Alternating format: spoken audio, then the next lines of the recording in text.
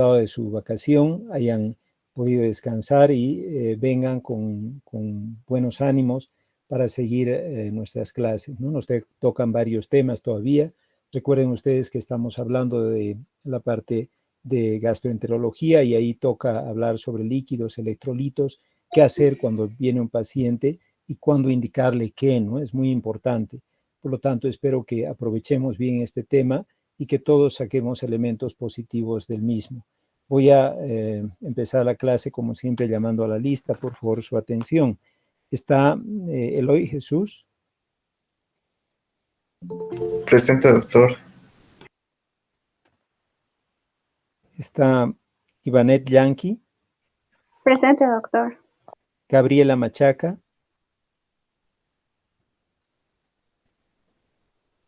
Ana Beatriz Mogro. Doctora Ana está con problemas en su micrófono, creo, o en su internet. Sí, acaba de poder contestar. Gracias, le agradezco mucho. Maida Soledad Mollo.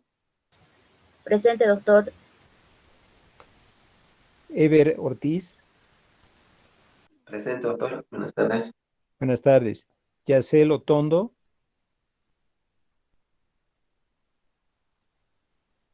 Valeria Peñafiel. Aquí, doctor, presente. Pablo Manuel Quevedo. Presente, doctor. Buenas tardes. Buenas tardes. Janina Quispe. Giselle Rocha. Presente, doctor. Buenas tardes. Buenas tardes. Juan Manuel Saavedra. Presente, doctor. Buenas tardes. Buenas tardes. Alejandro Sainz. Doctor, presente. Buenas tardes. Buenas tardes. Esther Salgueiro. Presente, doctor. Buenas tardes. Buenas tardes. Lourdes Sandoval. Presente, doctor. Fabián Sandoval. Presente, doctor. Buenas tardes. Cristian Silva.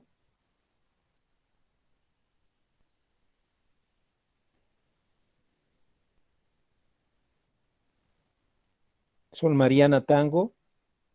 Presente, doctor.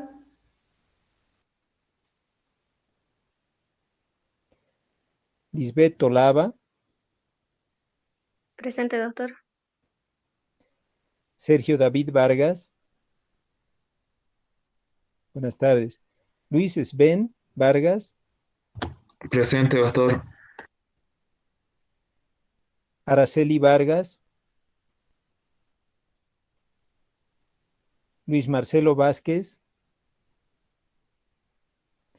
Ana Ruth Velázquez. Presente, doctor. Graciela Vélez. Presente, doctor. Buenas tardes. Buenas tardes. Romina Celaya. Presente, doctor. Efraín Mamani. Guido Mendieta. Jessica Yucra.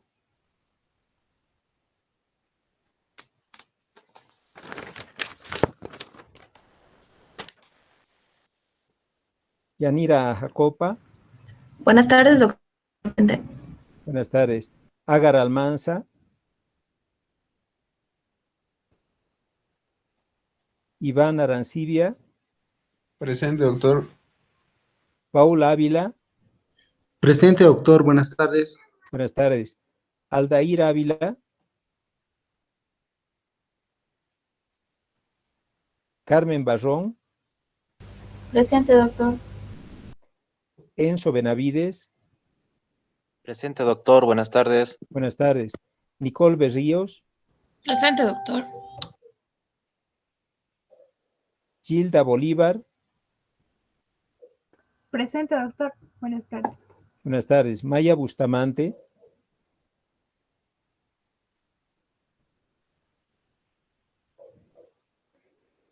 Eva Chávez. Priscila Achuca. Presente, doctor. Mabet Copa. Presente, doctor. Buenas tardes. Zaida Cruz. Presente, doctor. Buenas tardes. Buenas tardes. Rolando Cruz. Mariela Cruz. Buenas tardes, doctor. Presente. Buenas tardes. Gino Diverno. Luis Fernando Donaire.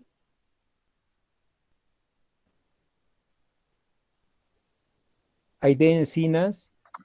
Presente, doctor. Gabriel Escobar. Presente, doctor. Adriana España. Presente, doctor. Andrea Flores. Perdón, no es Andrea, es Andrés Flores. Reina Flores. Presente, doctor. Buenas tardes. Buenas tardes. Noelia Flores. Presente, doctor. Buenas tardes. Buenas tardes.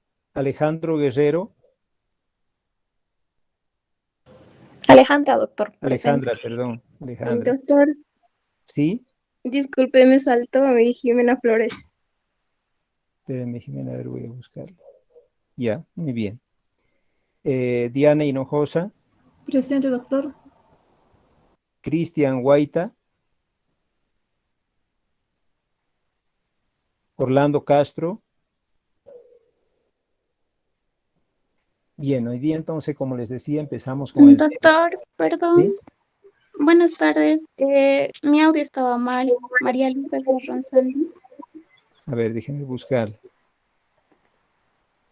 Ya, está bien. Doctor, Calderón Alcócer, por favor.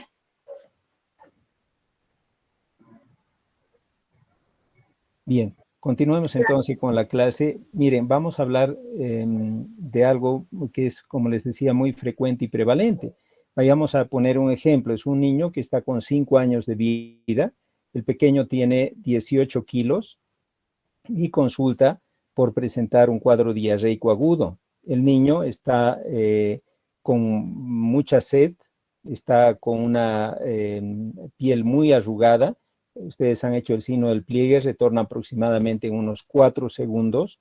Tiene la boca extremadamente seca y en las últimas horas el pequeño no ha presentado diuresis. La mamá está preocupada porque ya son 12 horas que no tiene diuresis y está además con una diarrea muy frecuente, muy abundante y vómitos también muy frecuentes. ¿Cuál sería nuestro diagnóstico y cuál sería, con estos antecedentes que tiene el pequeño, nuestro abordaje terapéutico? ¿Qué opina? Tendría una deshidratación grave, incluso que estaría pudiendo entrar a un shock, incluso con falla multiorgánica por la falta de diuresis que se está provocando.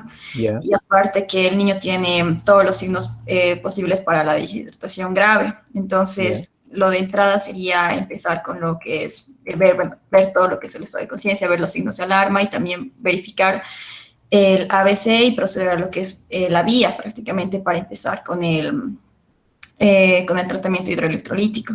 Ya, o sea, el niño está, sabemos, muy irritable, muy molesto, incómodo. ¿Y qué le pondríamos por vía? ¿Qué solución podríamos optar? Quizás podríamos empezar con una isotónica, pero lo que sí, doctor, eso podríamos empezar tal vez con una glucosada y después colocar una de refuerzo si está desnutrido, porque no ha sacado todavía su peso para la talla. Ya, de acuerdo. O sea que habría que darle líquidos parenterales, probablemente un suero glucosado. Ahora, ¿cómo calculamos en él los líquidos? ¿Cuánto le podríamos dar? Si vamos a pensar, por ejemplo, en que se trata de un paciente en estado de shock, ¿cuánto le daríamos? A ver, María Lourdes Barrón, ¿cuánto le daría? Doctor, todavía no he calculado. Ya, más o menos, ¿cómo lo haríamos? A ver, Laura Beatriz Salinas, ¿cómo lo haría en términos generales?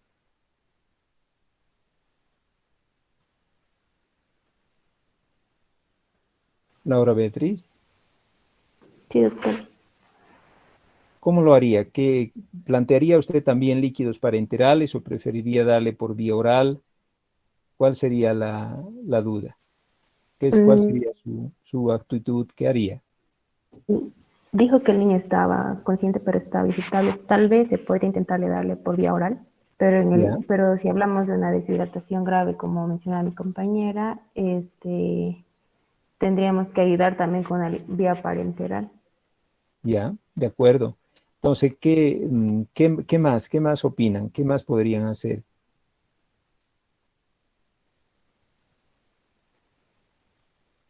O sea, podría ser líquidos parenterales, pero ¿cuánto le daríamos? ¿Sería razonable colocarle un Ringer lactato tal vez para corregir?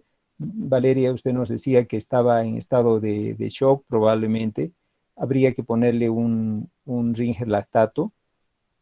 Quizás, sí.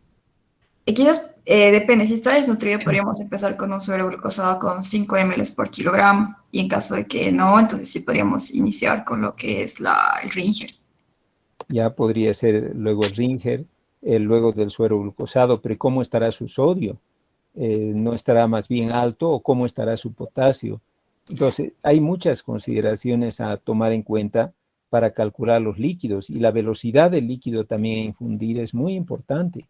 O sea, es necesariamente rápido el volumen a dar o no debemos ser tan agresivos y hacerlo un poco más lentamente. O sea, la idea de la clase es que logremos justamente las respuestas suficientes para poder abordar el tema y, por supuesto, manejar a nuestros pacientes. No solo contempla la parte de líquidos y electrolitos, sino que también tiene que ver con el manejo del equilibrio ácido-base. Por lo tanto, es un tema, por supuesto, muy importante que debemos tomar en cuenta. Vayamos a ver primero cómo va el manejo fisiológico de los líquidos en nuestro cuerpo. Recuerden ustedes que los líquidos tienen una relación hídrica calórica muy estrecha. Por ejemplo, en este paciente de los 5 años que les decía y los 15 kilos, estará bien calcular cómo su requerimiento hídrico está en relación a las calorías, ¿cuánto? 1 a 1, correcto, porque recuerden ustedes que en el lactante del primer año de vida, la relación es de 1.5 a 1, o sea, 1.5 de líquido por cada caloría que necesita el paciente. Y ocurre algo diferente cuando el niño tiene más de 1 año de edad, porque la relación es 1 a 1, como acabamos de decir con este pequeño de 15 kilos, donde evidentemente la relación debe ser la misma caloría que la cantidad de líquidos a recibir. Debemos considerar también cómo están distribuidos los líquidos en el cuerpo para saber dónde vamos a dirigir nuestros líquidos a infundir. Sabemos que hay básicamente 2 espacios corporales, el espacio intracelular, ¿no es cierto?, dentro de la célula, y el espacio extracelular, ¿no? Cada uno de ellos se mantiene en homeostasis muy marcada gracias a sus características de composición. Y evidentemente el espacio más dominante en cuanto a cantidad de líquido es el intracelular y el extracelular tiene el resto del líquido que le queda al niño. Si pensamos, por ejemplo, que tenemos un 60% de líquido corporal en nuestro paciente, porque es un paciente grandecito, ¿no es cierto? El 40% de ese 60% del cálculo total de líquido estará en el espacio intracelular, o sea, el 40% de sus células tienen el líquido corporal en ese porcentaje. El 40% del líquido total del niño está dentro de las células y solamente el 20% está fuera de las células, de los cuales aproximadamente, estoy hablando por supuesto en los niños, aproximadamente un 7% es el líquido intravascular y el intersticial ocupa el resto, vale decir el 13% restante. Por lo tanto, hay una distribución muy neta, muy clara y muy constante de los líquidos dentro del cuerpo, ¿de acuerdo? También los cationes y iones son diferentes en su composición. Recordemos que el sodio, principal cation, es del espacio extracelular, mientras que el potasio, fíjense, ya en la parte extracelular, solo se encuentra en un 3.5 a 5, ¿no es cierto?, de potasio en sangre. Pero cuando analizamos el potasio intracelular, llega hasta 150. O sea, vale decir, esta distribución diferente de estos espacios corporales tienen que ver con su cantidad hídrica también. Ahora bien, esto se mantiene en un equilibrio constante gracias a la ingesta y a la pérdida. La ingesta es lo que el niño recibe por vía oral o por vía parenteral, si se encuentra con una vía, ¿no es cierto? Y lo que pierde lo hace por qué vías. ¿Alguien me puede decir por qué vías va a perder líquido? Por vía digestiva, respiratoria. Ya, digestiva, respiratoria, está muy bien, Adriana. ¿Algo más? Por hemorragia. ¿Perdón? Por hemorragias, doctor. Hemorragias puede ser, por sudoración. ¿Por qué más? La temperatura, doctor. Ya, pérdidas insensibles por la piel también es correcto. Se pierde también por la piel. ¿Por qué otra vía? Por la respiración, ¿no es cierto? Igual se va a perder bastante. Por la vía urinaria, o sea, tenemos muchas vías para perder el líquido corporal. Y, por supuesto, mucho tenemos que ingerir porque hay mucho que perder. Nos habla Claret, por ejemplo, de la transpiración. Evidentemente, en época de calor hay una mayor pérdida de líquido por transpiración. Y si el niño está febril, la pérdida es mucho mayor también. En un niño con diarrea, obviamente la pérdida catártica es enorme. Y por lo tanto habrá que darle más líquidos, ya sea oral o por vía parenteral también. Por lo tanto, evidentemente hay muchos espacios corporales por los cuales vamos perdiendo y ganando líquido. ¿Sí? Esa es la característica de nuestro cuerpo, trata de mantener el equilibrio, ¿no es cierto? Pero este equilibrio también tiene que ver con los equilibrios de los electrolitos, ¿no es cierto? Sabemos que el sodio debería permanecer constante en el espacio extracelular entre 135 a 150 o 145, así más o menos tiene que estar. Ya por debajo de 130 podemos hablar de un estado hiponatrémico en el pequeño. Y desde luego el potasio en el extracelular debería estar aproximadamente entre 3.5 a 5, hablando de hipocalemia por debajo de 3.5. O sea, es un equilibrio muy constante que permanece en el organismo y que desde luego tiene que ver con acciones del eje central hipotalámico hipoficiario inclusive, que permite liberar mecanismos renales de compensación de pérdida de líquido, ¿no? Ahí está, por ejemplo, la hormona antidiurética que va a retener bastante líquido, alterando de alguna manera el valor electrolítico en el paciente. Va a disminuir, por supuesto, su diuresis y cuando midamos la densidad urinaria, esta va a estar, desde luego, bastante elevada. O sea que este concepto es muy importante a tener en cuenta en nuestros pacientes. Bien, si entendemos bien esa fisiología de los líquidos corporales, vamos a entender que los requerimientos de líquidos dependerán justamente de esas pérdidas y de esa ganancia, ¿no es cierto? Ahora bien, hay pacientes que no podemos hidratarlo por vía oral. Yo siempre les he insistido que la mejor forma de hidratar a un paciente es por vía oral, pero a veces esto no es factible. ¿Por qué? Por estas circunstancias que ustedes están viendo aquí en el paciente. Pronto estarán rotando en su práctica hospitalaria en el hospital del niño, ¿no es cierto?, en la Jastambo, y les llegará un paciente internado por la doctora Carmen Rasguido para someterse a una cirugía por una hernia inguinal. Entonces, ya va instruido a su paciente que se interne a las 6 de la tarde y la va a operar a las 8 de la noche, a 8 de la mañana del día siguiente a la pacientita. Entonces, obviamente yo no le puedo dar vía oral porque a partir de las 12 ya debería permanecer en ayunas. Entonces, tendré que calcular sus líquidos para dejarle en ayuno un tiempo. O sea, motivos quirúrgicos pueden suscitar la necesidad de un aporte hídrico. O les llega un paciente con problemas de vómitos incoercibles y cuando detectamos al paciente vemos que se encuentra en un hilio aparentemente metabólico, no hay ningún ruido hidroaéreo. No podría darle líquidos orales porque el paciente está con el abdomen paralizado.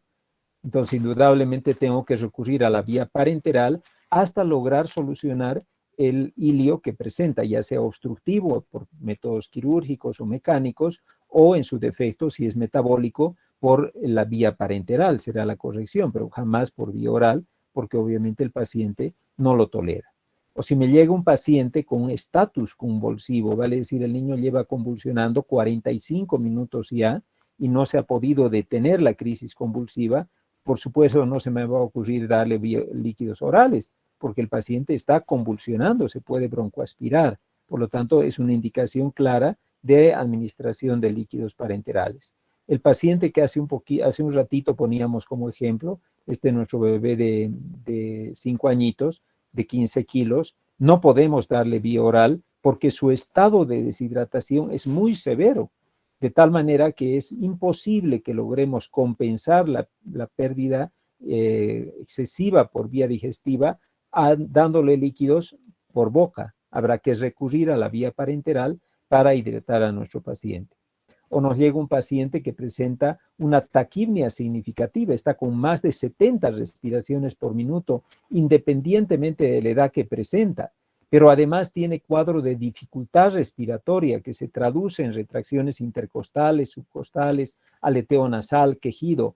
Tampoco voy a poder darle líquidos orales porque obviamente el pobre está en un gran esfuerzo respiratorio que contraindican los líquidos orales, ¿no es cierto? O tenemos un niño que se encuentra en un fallo renal, no se me va a ocurrir darle en fase oligúrica, no se me va a ocurrir dar líquidos orales, porque tendré que hacer un aporte mesurado, o sea, bien medido de líquidos, que obviamente tienen que ser por vía parenteral. O niños que estén en un estado de alteración neurológica por un cuadro de shock hipovolémico, una hemorragia, por ejemplo, nos comentaba la compañera hace un momento, Valeria, pues obviamente ese niño requerirá líquidos parenterales para el aporte de líquidos. Este es un paciente que consulta por presentar diarrea, tiene 7 añitos de edad, está con 24 kilos y tiene una talla de 1,18. El paciente está con una sed intensa, tiene mucha diarrea, está con llanto sin lágrimas, signo del pliegue 2 segundos, la mucosa oral está seca, irritable, con una sed muy intensa. ¿Cuál será nuestra conducta en este paciente? ¿Qué me pueden decir? Igual, doctor, tiene lo que son signos de peligro, bueno, de alarma, que igual como el llanto sin lágrimas, quiere decir que tiene igual una deshidratación grave, al igual que el signo del pliegue de más de 2 segundos, y la mucosa oral seca. Entonces podríamos, pese a que está con un estado de conciencia, bueno, no tiene una falta de conciencia, entonces sí podríamos iniciar alguna vía parenteral. Ya. ¿Qué opinan? ¿Alguien tiene alguna otra opinión? Gracias, Valeria. ¿Alguien tiene alguna otra opinión?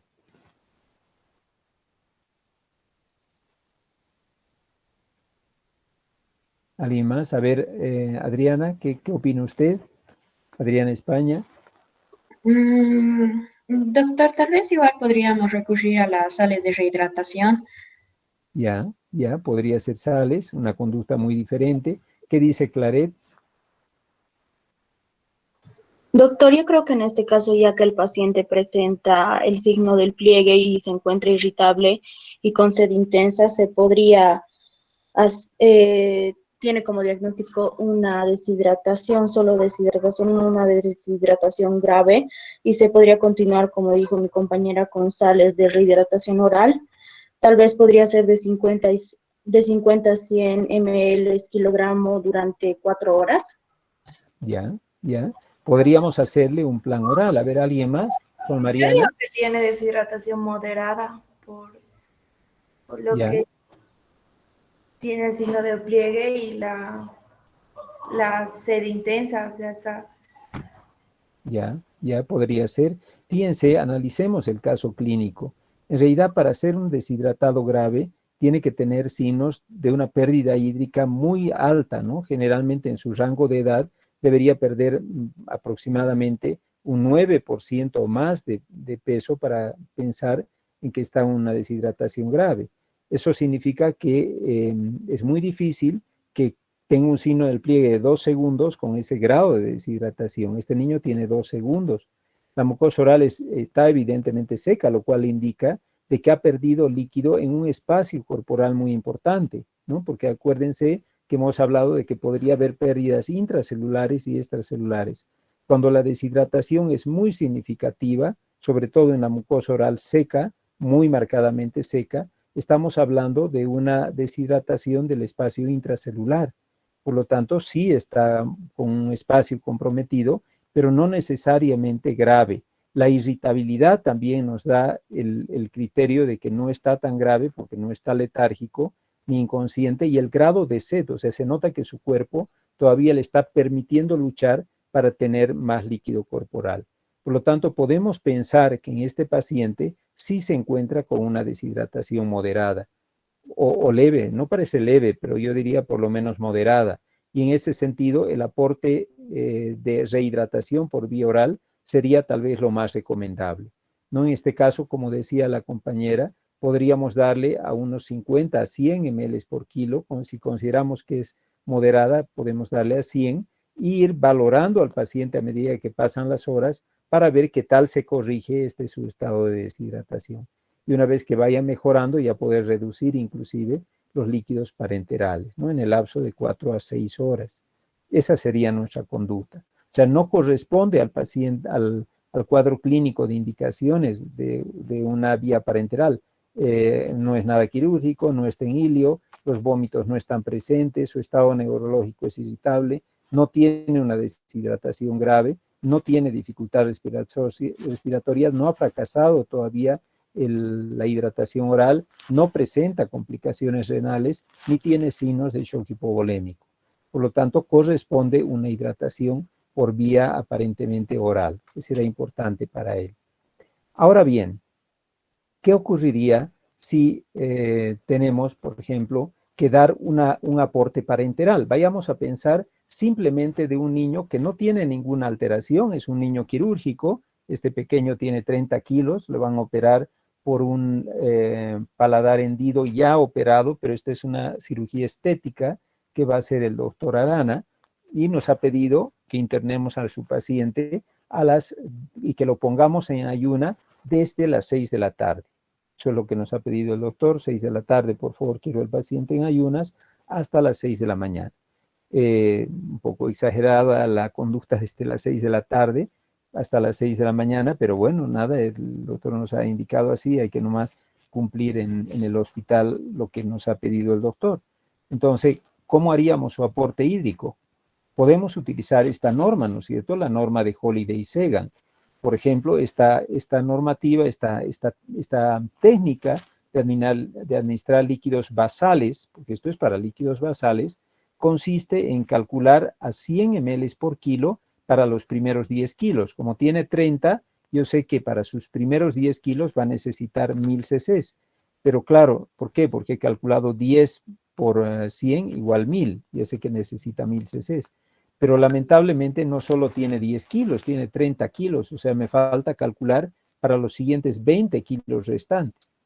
Para los segundos 10 kilos que tiene el paciente, calculo los líquidos a 50 ml por kilo. O sea, vale decir 50 por 10 igual 500, requeriré 1500, ¿verdad? Para mi paciente. Y para los últimos 10 kilos, porque tiene 30, hasta ahora ya llevo calculado 20, me falta 10, debo calcular a 20 ml por kilo, así dice la norma, 20 ml por kilo. ¿Cuánto será esto? ¿Cuántos serán los líquidos totales en definitiva? Para que los anoten. 1700. Ya, perfecto, 1700 cc's es lo que le voy a dar a mi paciente. ¿Están todos de acuerdo? Todos lo han comprendido, ¿verdad? Sí, doctor. Ya, de acuerdo. Entonces, así es como vamos a hacerlo. Ahora bien, no solo podemos dar líquido, tenemos que darle algo, tiene que ser o glucosado o sodio o potasio, no le podemos poner agua destilada, ¿no ve? En esa gran cantidad. Entonces habrá que ponerle algo, ¿no es cierto? Y lo recomendable es poner electrolitos y mantener un flujo de glucosa que impida que el paciente desarrolle un estado hiponatrémico. Fíjense que lo recomendable en requerimientos basales, no estoy hablando de un niño con deshidratación, estoy hablando con niños de requerimientos basales, es que el sodio lo calculemos a 70 miliequivalentes por litro. 70 miliequivalentes por litro, o lo que equivale a 7 miliequivalentes por cada 100 ml, o 70 miliequivalentes por litro. Y el potasio calculemos a 30 miliequivalentes por litro. Vayamos a hacerlo así, calculemos el sodio primero a 70 miliequivalentes por litro. ¿Cómo lo haríamos? Recuerden, con una regla de 3 simple. Ustedes dirán 1000 cc's es igual a 70. Debajo del 1000 cc's pondrán 1700 y pondrán debajo de 70 X, porque no sabemos todavía cuánto es. Entonces harán esa regla y sacarán una conclusión. ¿Cuánto será?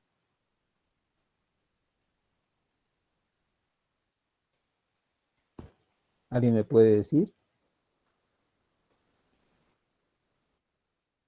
119. 112 a mí me sale. 119. 119. Ya, 119, de acuerdo, 119. Lo que han hecho es multiplicar 70 por la constante que ustedes tenían, ¿no es cierto? Vale decir, calcularon que 1000 cc sería igual a 70 y 1700 no sabemos a qué, o sea, multiplicarán 70 por 1700 entre 100. Por lo tanto, ¿le sale cuánto?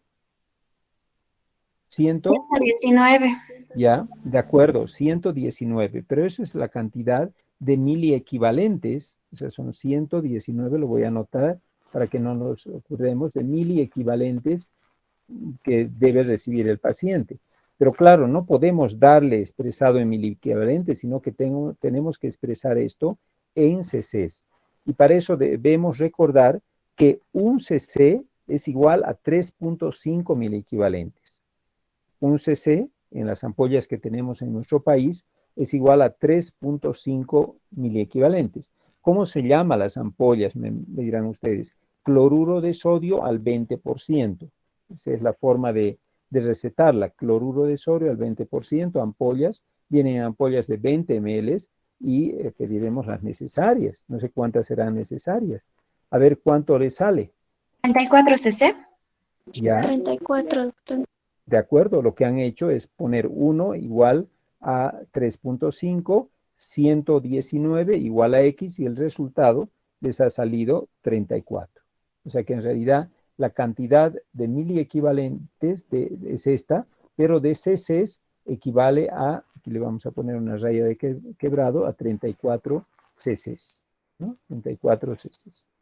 Ese es el cálculo. Para el potasio, lo que debemos recordar es de que el potasio se administra a 30 miliequivalentes por litro. Así hemos dicho, ¿no ve? Ahorita. Entonces, a ver, calcúlemelo cuánto de potasio debe recibir este paciente. Estoy hablando de miliequivalentes. 51. Ya, 51 miliequivalentes. Lo que han hecho hasta ahora, para todos aquellos compañeros que todavía no lo han comprendido, es que han puesto 30 igual a 1000, ¿no es cierto? 1700 igual a X. Y han hecho la regla de 3 simple y le ha salido 51. Pero el mismo concepto, no podemos indicar en las órdenes médicas en miliequivalentes, debemos indicar en cc's. ¿Cuántos serán en cc's? 14.5. ¿Eso por qué? Porque recuerden, un cc es igual a 2.7 miliequivalentes, porque viene como cloruro de potasio al 19%.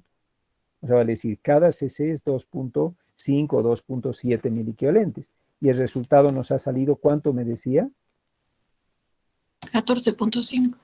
Ya, 14.5 ml, ¿no es cierto? Entonces, hasta ahora ya tenemos una indicación muy clara que le voy a dar 1700 cc en 24 horas, con sodio 34 cc y potasio 14.5 cc.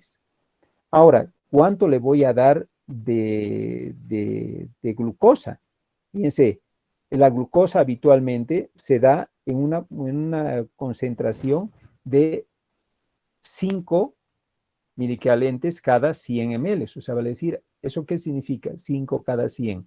¿Qué se llama? O sea, 5 gramos cada 100. ¿Qué se llama esa solución? Al 5%. 5%. Así se llama, ese es el nombre que tiene. 5%. Ustedes ya saben que cada 100 ml hay 5 gramos. Por lo tanto, siempre se utiliza de entrada en los pacientes en líquidos de requerimiento basal. No estoy hablando de corrección de estados hipoglicémicos, esta es otra cosa. En requerimientos basales a 5%. Entonces, cuando estemos en el hospital, ¿vamos a calcular al 5% siempre en requerimiento basal? Sí. Es lo que les van a pedir calcular siempre al 5% en requerimientos basales. ¿De acuerdo? Vayamos a ver este paciente. Es un pequeño que tiene esta vez 22 kilos. Es un poco diferente a este nuestro paciente que tenía 30. Este tiene 22 kilogramos de peso real. Ese es su peso actual. Igual, vamos a hacer un cálculo basal de líquidos. O sea, tenemos primero que calcular los líquidos totales por Holiday-Segard, que es lo que estamos aprendiendo ahora. ¿Cuánto le damos? 1540, doctor. Ya, correcto, aquí lo dice claramente, 1540. ¿Por qué? Porque ¿cómo lo ha calculado? No le entiendo. Porque de los primeros 10 primeros kilogramos se toma en cuenta que 100.000 cc's, sería 100 por cada kilogramo, ya de los segundos es a 10, que son los segundos 10 kilogramos, que es a 50 daría 500 cc's, y de los restantes 2 kilogramos, que cada uno sería 20, nos da el total de 40. Ya, sumando los tres entonces, 1000 más 500 más 40, nos sale 1540. Es correcto, ese es el cálculo que ya hemos aprendido a hacer, ¿no es cierto? 1540. Ahora, igual tenemos que calcular el sodio a 70. ¿Cómo lo haríamos? Usted me dirá, ahora sí se está calculando el sodio actualmente, sí, en forma universal. Antes lo hacíamos un poquito menos, pero actualmente se está recomendando que sea 70 miliequivalentes por litro. ¿Cuánto lo haría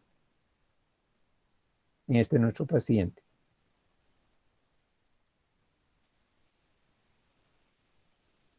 Exprésenmelo en cc's porque ya saben que no nos sirve aquí como está en miliequivalentes.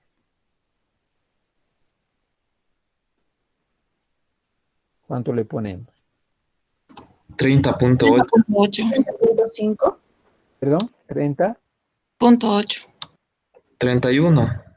Ya, correcto, porque se acerca más al 1. Está correcto, va a ser muy difícil medir 0.8. O sea que sería 31 mililitros, ¿no es cierto? Eso es lo que le vamos a poner. Y del potasio nos pide que igual que calculemos a 30. 13. Ya, de acuerdo. ¿Cómo lo ha hecho? ¿Podría comentarnos un poquito cómo lo ha hecho? Simplemente el 46 multiplicarlo por 1 y luego dividirlo por el 3.5, que te sale 13.14. Correcto, está muy bien, Luis. Inclusive una forma más simplificada sería no multiplicarlo por 1, porque siempre va a ser 1, le va a dar el mismo resultado. O sea, simplemente divídalo. O sea, vale decir, el volumen que le ha salido, en este caso eran 108 entre 2.7. Ya está, y le sale 31, ¿no es cierto? Entonces esa es la forma ¿cuánto era de potasio? 46, mejor dicho. Entre 2.7 y le salía, ¿cuánto? 13. Muy bien, 13 ml. Ahí está. Entonces eso es lo que debemos poner a nuestro paciente. Por favor, si tienen alguna duda, formúlenla ahora. Doctor, ¿es entre 2.7 el potasio o entre 3.5? El potasio es entre... El potasio en 2.7. Entonces no sale 13. 17. Ah, perfecto, sí, porque recuerden, el sodio lo dividimos entre 3.5 y el potasio lo dividimos entre 2.7. Esto debido a las concentraciones del sodio, que es un cc igual 3.5, y el potasio es un cc igual 2.7. Entonces, ¿cuándo nos salía? 17. 17, doctor. Ya, de acuerdo, entonces son 17 mililitros. Ahora bien, ya sabemos que va a ser glucosado. ¿Y en qué goteo? ¿Cuántas gotas? No nos olvidemos que para calcular el goteo se suman todos los líquidos a administrar y se dividen entre el número de horas y entre una constante, que es 3. O sea, usted mira, ¿qué vamos a sumar? Todos los líquidos. O sea, vale decir 1540 más 31 más 17 entre 24, porque ese es el número de horas que vamos a poner este líquido, y eso a su vez entre una constante que es 3. ¿Cuánto le dan? ¿Cuántas gotitas?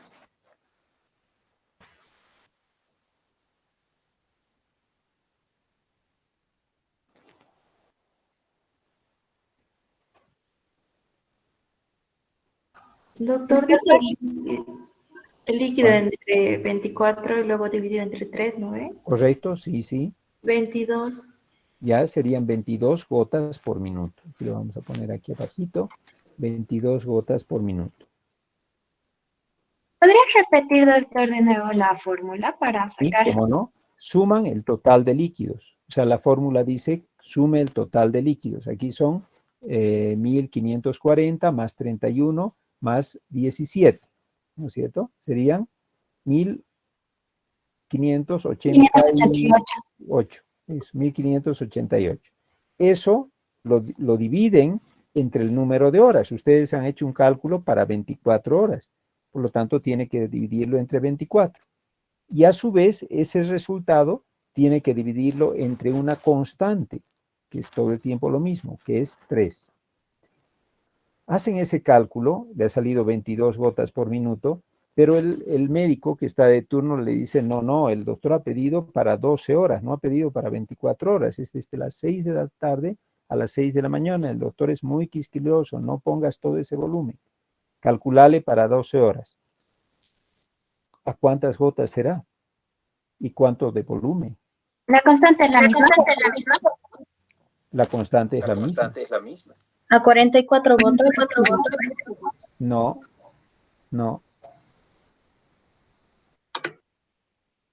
¿Cuánto le saldrá?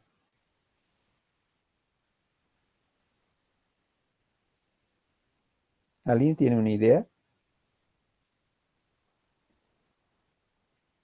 A ver, razónenlo. Doctor, a mí también me sale 44. He Ya. dividido 1588 entre 12 y me salió 132. ¿Y por qué ha dividido 1540 o 1587, 88, si es para 12 horas? ¿Eso no era para 24 horas? Quizás, doctor, tendríamos que hacer con la mitad, es decir, 1588 Pero no dividido entre 2. quizás, Valeria, no quizás, porque usted le está queriendo poner todo el líquido de 24 horas en 12 horas. ¿Cuál va a ser el efecto? Encharcamiento. O sea, el paciente se va a hinchar como un globo, porque claro, están poniendo el doble de líquido de requerimiento basal. Sería 794. Correcto. Y eso entre 12 y entre 3.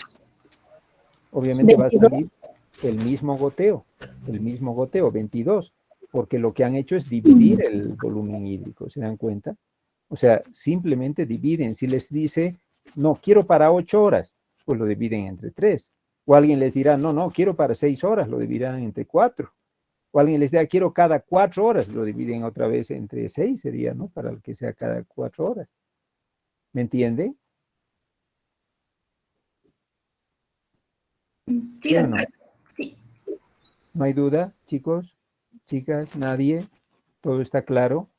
Pregunten, porque si no, usted mira, doctor, es importante eso. Sí, Adriana, dígame. Entonces, lo único que varía es la cantidad de líquido, pero las gotas son lo mismo en sí. Claro, porque en realidad las gotas nunca van a variar, porque usted ya ha hecho el cálculo para 24 horas. Y claro, si utiliza solo 12 horas, lo único que... Usted mira, doctor, podría calcular todo, pero va a tener que botar un montón. En realidad, el médico, ¿por qué indicó para 12 horas? Porque no quiere echar a perder tanto suero. Entonces, sabe que ustedes van a calcular a ese volumen hídrico en 24 horas, pero van a elegir solo el volumen que entraría en las primeras 6 horas, en las primeras 4 horas. Pero claro, si va sumando, al final resulta la misma cantidad de líquido, ¿verdad? ¿Sí? A ver, en este mismo paciente, es que me queda, sabe que cuando no me contesta, me queda la duda de que no me han entendido y es probable que sí tenga razón. Entonces, en este mismo paciente, calcúlenle para 6 horas. ¿Cuánto de volumen de líquido, electrolito, todo lo tienen que dividir, ¿no ve? Para 6 horas quiero que le calcule. Igual sería 22. Claro, pero el volumen, ¿cuánto? Lo tendríamos que dividir igual entre... Háganlo eso, háganlo, chicos. 164. ¿Cómo? 164. Debe ser, o sea, primero divida el volumen total de líquido que ha calculado, era 1588, ¿verdad? Sí, doctor. Entre Eso 6 divídalo sería, ahora ¿no? esta vez. No, si lo divide entre 6 sería para 4 horas. Sí, Él ha sería pedido para 6 horas, porque 6 por 4, 24. 397 sale si es para cada 6 horas. ¿Ya? Y eso entre 6 horas y entre 3, ¿cuánto le sale? 22, doctor. Ya, o sea que está bien hecho el cálculo. Tiene que salir siempre el mismo goteo. De tal manera que de esa manera ustedes también se dan cuenta que han hecho bien el cálculo, o si no le va a salir otro goteo, ya no puede ser. ¿Sí? O sea, tienen que hacer estas divisiones, que son bien importantes. Bien, creo que ahora está mejor entendido. Lo que están viendo en esta parte final de la imagen es qué pasa si el médico les dice que no tienen cloruro de sodio ni cloruro de potasio. ¿Qué hacemos?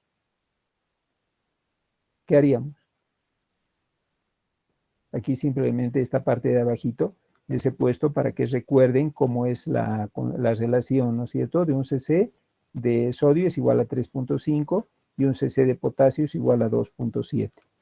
¿Qué haríamos si no tienen cloruro de sodio ni cloruro de potasio? Podríamos mezclar con suero fisiológico. Tendrían que mezclar con suero fisiológico para lograr la concentración electrolítica deseada. Obviamente usted me dirá, doctor, no voy a tener la concentración de potasio, pero bueno, por lo menos tendré la de sodio. Sí, sí, es correcto, va a tener la de sodio por lo menos similar. Para evitar cálculos se ponen soluciones de 1 al quinto, o sea, digamos, mi volumen total es 1000 cc, de los cuales 200 le pongo de solución fisiológica y 800 de solución glucosada al 5%. El cálculo puede hacerse inclusive exactamente con 70 mil equivalentes mezclando soluciones, ¿no? El problema está con el potasio, que esto no tiene potasio. Y ahí sí tenemos que elegir un cloruro de potasio, inevitablemente. ¿De acuerdo? Por eso está dejado mucho tiempo ya de usarse, porque ya tenemos felizmente cloruro de sodio y no necesitamos. En pacientes adultos, ¿cómo hacen? ¿Utilizan cloruro de sodio y cloruro de potasio? No, ¿verdad? En realidad lo que hacen es simplemente le ponen las primeras 6 horas, digamos, un glucosado al 5% y las siguientes 6 horas le ponen un fisiológico. Y luego le ponen otra vez un glucosado y luego un fisiológico. El resultado final puede ser que salga normal, pero hay un peligro, que si el paciente no está bien, no va a poder manejar semejante cantidad de sodio, de cloruro de sodio, que le están poniendo en el fisiológico. Es altísimo el volumen y por lo tanto probablemente el paciente no pueda compensarlo. Si está sano, probablemente sí compense, porque su mismo cuerpo, sus buffers van a actuar y va a rápidamente estabilizarse el paciente. Pero si está inestable, no va a servir. Debería, en mi criterio, hacerse un cálculo más preciso del sodio y el potasio a administrar al paciente. Y la glucosa también. Porque claro, va a haber 12 horas o 6 horas que le van a dejar con cero glucosa y el paciente va a empezar a buscar mecanismos de compensación para evitar la hipoglicemia y si no tiene reservas está liquidado. No va a lograr compensarse. Mira, seguramente algún internista me dirá, pero no son tan críticos los pacientes como para que no pueda compensar. Es posible que sí tengan razón, pero yo lo vería como un elemento riesgoso. En pediatría siempre lo hacemos así, porque probablemente el niño es más inestable, ¿no? No sé si ustedes, por favor, están haciendo alguna rotación con algún internista, a ver, pregúntenle cuál es el objetivo de hacer esto y por qué calculan de esa manera, que generalmente casi todos lo calculan así, o sea, ponen 6 horas glucosado, 6 horas fisiológico, 6 horas glucosado y 6 horas fisiológico. Bien. Ese es el cálculo que vamos a hacer en nuestro paciente. Aquí tenemos otro paciente, este ya es el último para este ejemplo, que tiene 7 meses de edad, pesa 8 kilitos. ¿Cuál es su requerimiento hídrico? ¿Cuánto será, chicos? ¿Cuánto? 800. Ya, 800 ml, porque obviamente hemos calculado 100 por 8, 800, ¿no ve? Porque está en los primeros 10 kilos. ¿Cuánto de sodio si vamos a calcular a 70? ¿Cuántos CCs? 1000 igual a 70, 800 igual a X entre 3.5.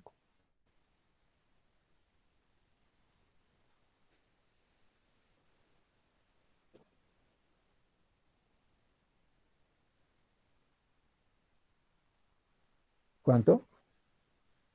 Es sencillo, 70 por 800 entre 1000, entre 3.5. 16. ¿Ya? 16 CCs, ¿no ve? Y de potasio, ¿cuánto? A 30. Estaríamos hablando de 30 por 800 entre 1000 entre 2.7.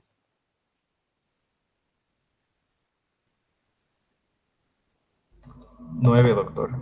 ¿Ya? 9 CCs, redondeado, 9 CCs, está bien. ¿Y qué goteo? Serían 825. No, estoy mal. Sí, está bien, 825. ¿Cuántas gotas?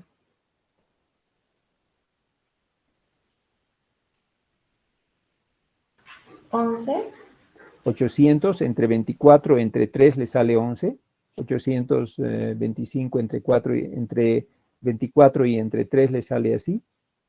A mí me sale 11.45. ¿Cuánto? 11.45. Ya está 11, entonces 11. Es 11, está bien, se redondea a la cifra inferior. Serían 11 gotas por minuto. Ese es el goteo. Está bien, ese es el cálculo que deben hacer. Esto debemos hacerle constantemente en nuestros pacientes para requerimientos basales. No estamos calculando todavía en grados de deshidratación, que indudablemente eso ya viene para nuestra siguiente clase. ¿Alguna duda que tengan? ¿Alguna pregunta? ¿Ha quedado claro? Yo les pediría que hagan ejercicios en la casa. O sea, plantéense ejercicios y resuélvanlos, a ver cómo nos va. Les voy a subir la presentación para que tengan como referentes de la clase. En el mismo WhatsApp les voy a enviar 3 pacientes para que resuelvan el día miércoles, para el día miércoles, y al empezar la clase les voy a ir preguntando cuáles han sido sus resultados. ¿De acuerdo? Muy bien. Bueno, que les vaya muy bien. Nos vemos entonces. Sí, dígame, alguien me está hablando. Sí, yo, doctor. Doctor, ¿será que me puede responder sobre lo del metaanálisis? Ya le envié mis tablitas igual de Perfecto, les envío. Gracias, Valeria, por recordármelo. Igual para todos, ya sería bueno que me envíen ya sus tablas de metaanálisis. Yo les voy respondiendo en el orden que hayan llegado para que puedan explicarme o darles algún comentario. Porque Doctor. hasta ahora, hasta la siguiente semana, tenemos ya que tener resueltas esos 2 aspectos. O sea, vale decir, ya tienen que tener sus tablas de extracción de datos y de criterios de inclusión y exclusión. Ya tienen que estar a máximo tardar a fin de esta semana, para que yo ya pueda irles llamando y pueda ir solucionando con ustedes las dudas que tengan. Doctor, en cuanto al flucograma, nos tenía que avisar la fecha para presentarlo. Sí, todavía no lo he puesto, pero bueno, ya lo voy a hacer para los siguientes días. Yo creo que podría ser para el día miércoles. Ya lo pueden hacer. Ya les voy a poner ahora, hoy en la noche, con la fecha para que puedan ir subiendo sus trabajos. Está bien, doctor. ¿Alguna duda más? No, de nada. Bien, quedamos en eso entonces. Por favor, vaya, yo a Valeria ya le contestaré a su grupo, Valeria, y por favor a todos vayan subiendo, vayan presentándome sus trabajos hasta las 2 tablas que habíamos quedado. Que les vaya muy bien. Buena tarde. Hasta luego. Hasta luego, doctor. Hasta luego, doctor. Hasta luego, doctor.